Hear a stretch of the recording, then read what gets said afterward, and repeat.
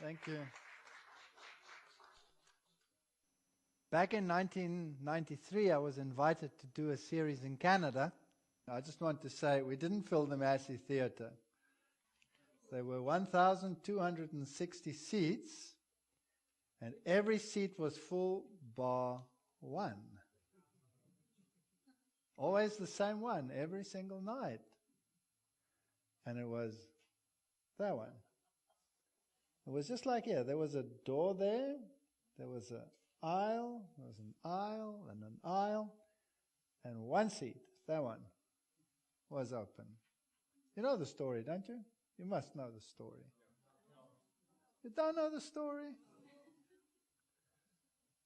I'm sure you know the story. Yeah. And we had double lectures. Well, let me tell the story then. Yeah, we had double lectures every night, doubling up. It was my first series in a foreign country. I mean, I'd done series elsewhere, but the first foreign one. And before, I'd never done a series by myself. I always worked with a little man called Duplessis. Do you know him? Yes. Yeah. He always says, Walter, you knock him over, I pick him up. He's a sweetie pie. Yes, and so I was all out by myself, and I thought, Lord, how am I ever... This story is a lifesaver for me, really, because it's sustained me for 23 years, this story. It's really very important to me. And first time alone, first time in Canada. I mean, the president there had written a nice letter to these people over here, blackening my name before I got here. And so I was met by a brick wall when I got here. So I had to learn very early on what brick walls were all about. And then we had these double lectures, and when I started getting into the real truths, you know, Mark of the Beast and all of these things, did you know that the Canadians could be very acrimonious? Not as bad as the Germans, but bad enough. And they would storm to the front, and they would get physical. And some of them would run onto the stage and grab the mic from me and shout into the audience, the Antichrist is not the Pope, this man is the Antichrist. And I had to deal with all of that. And they got more and more aggressive, and eventually they did want to get physical, but the hall was big. I mean, 1,260 people, that's a lot, right? And Vansel of them, they were all in the back there. They couldn't be bothered about me suffering with all these people in the front here. And because they were back-to-back lectures with a 15-minute break, we would come off the stage and try and go to the back. I never got there. They would come and they would accost me. But every night, that door, while I was busy with my first lecture, would open, and a Down syndrome kid, now you know the story, hey? Would come walking in, and he'd go and sit in that chair.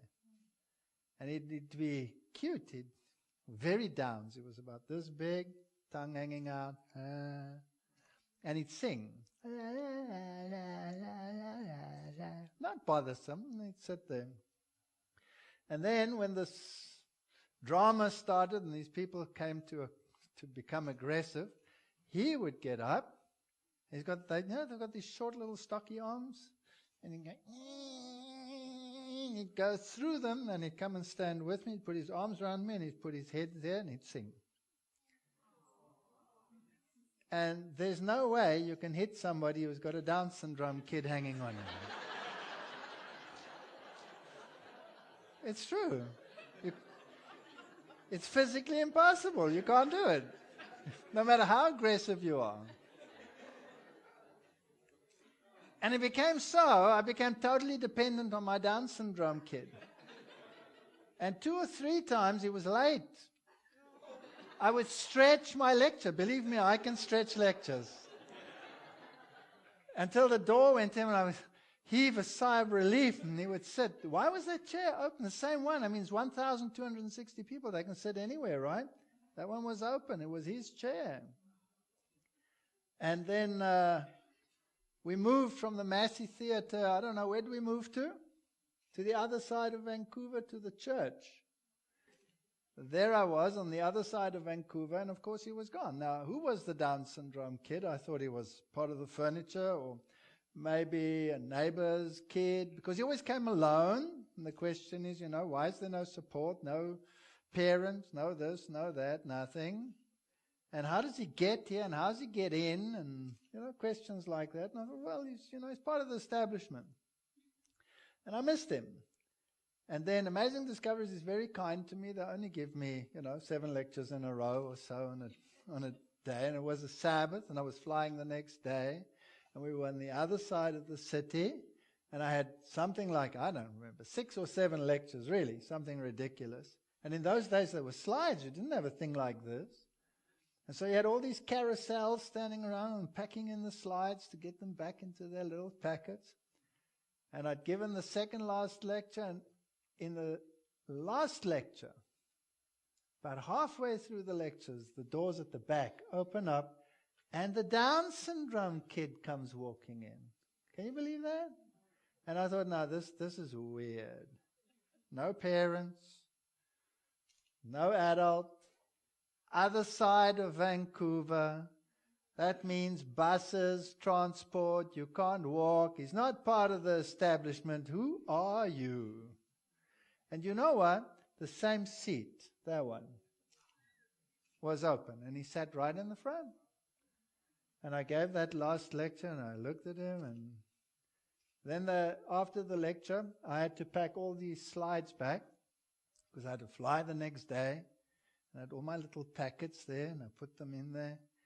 And all the people left to have drinks in the foyer. And only he and I were in this church.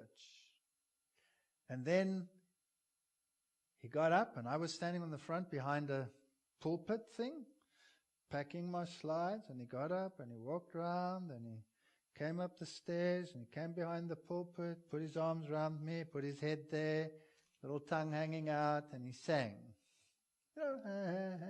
Like that.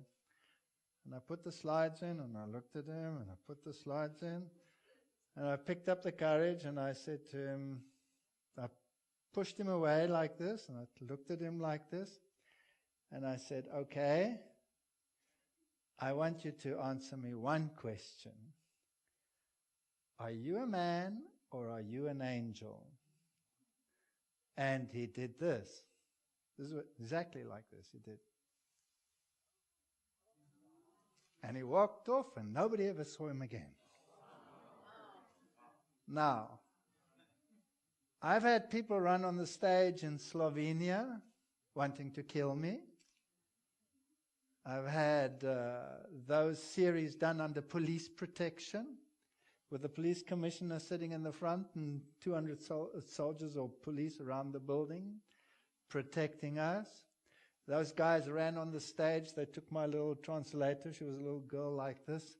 Shoved her that she went flying, grabbed the mic out of my hand, went flying, pushed me around, and I marched everyone, ordered everyone out. Nobody left. Nobody left. They had to leave. The audience got up like one and said, you leave. Very interesting. And you know what? Doesn't rattle me. Doesn't rattle me. I'm not worried whether they run on the stage, whether they push me around. Took this little translator, I said, relax, everything's fine. There's a Down syndrome kid here. Somewhere. I don't have to see him anymore. I don't have to speak to him anymore, but I know he's there. And he's no Down syndrome kid. One angel, 186,000 Assyrian soldiers dead in one night. Don't mess with a Down syndrome kid. But the verse now reads, not by might, not by power, but by my Down syndrome kids, says the Lord.